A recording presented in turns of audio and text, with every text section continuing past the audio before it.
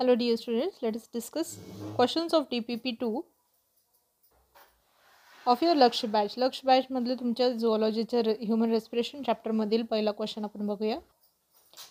हा एक assertion reasoning based question आहे. आपल्याला इथे एक असर्शन दिला आहे आणि त्याचं रिझन खाली मेन्शन केलं आहे. आपल्याला फाइंड करायचं आहे असर्शन करेक्ट आहे, रिझन करेक्ट आहे की नाही आणि रिझन असर्शनचं करेक्ट एक्सप्लेनेशन आहे की नाही. तर पहिला आपल्याला ऑप्शन दिला आहे इथे, that is assertion, that is trachea primary and secondary and tertiary bronchi are supported with incomplete rings of cartilage. तर जर आपण आपल्या लंग्समध्ये बघितलं तर ट्रकियाचं स्ट्रक्चर जे आहे ते काही अशा प्रकारे एक लॉंग ट्यूबचं स्ट्रक्चर आहे जे डिवाइड होतं पहिल्यांदा इंटू 2 प्रायमरी ब्रॉन्काय, त्या पुन्हा एकदा डिवाइड अँड रिडिवाइड होतात इंटू सेकंडरी ब्रॉन्काय. ठीक आहे, like this. And then there will be tertiary bronchi also, जे की अशा प्रकारे इथून डिवाइड होऊन पुढे फर्दर डिवाइड रिडिवाइड होत जातात. ठीक आहे. So this is kind of the structure which is present. आणि ह्या स्ट्रक्चरला पुन्हा एकदा डिव्हिजन्स असे होतात आणि त्याच्यापासून छोटे छोटे अजून ब्रांचेस बनत जातात. Okay, so this is the kind of structure.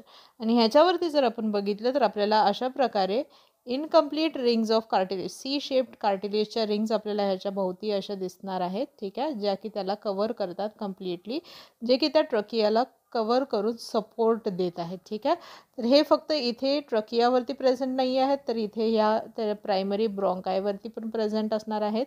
ठीक आहे, आणि त्या पुन्हा एकदा इकडे सेकंडरी ब्रॉन्कायवरती सुद्धा प्रेझेंट असणार आहेत. ओके, आणि ह्या सी शेपच्या रिंग्स असतात, म्हणजे इनकम्प्लीट रिंग असतात actually.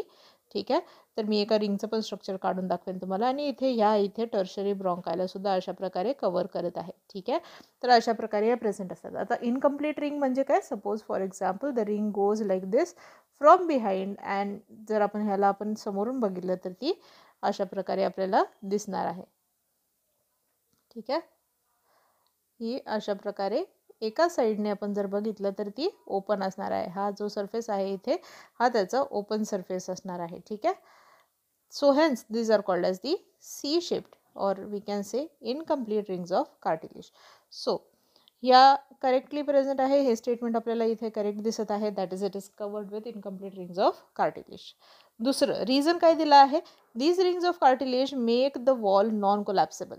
Now this is again a correct statement. Okay, कारण की या काय करतात, या पूर्ण या ट्रकियाच्या वॉलला आणि ब्रॉन्कायच्या वॉलला काय करतात, स्ट्रेच करून ठेवतात. आणि ह्यांच्यामध्ये जरी एअर इथून आतमध्ये एंटर होत नसेल तरीसुद्धा ही वॉल जी आहे ती कोलॅप्स होऊन एकमेकांना ही अशा प्रकारे चिकटत नाही. ठीक आहे, there is no collapsing or we can say sticking together, because these rings of cartilage will keep it apart or it will pull it outside. Okay, so hence even if the air is not present into the lungs or trachea, there will be no squeezing of the tube. The tube will always remain round and it will always be non-collapsible. So hence this is the correct answer. That is, both of these statements are correct. Assertion and reason is correct, and the reason for having cartilaginous rings is correctly explained because it will keep the wall non-collapsible.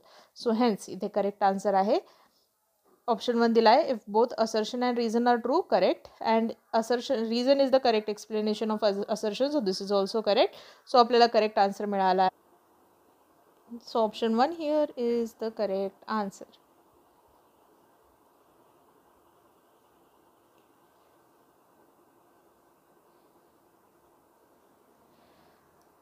All the best and keep learning with PW.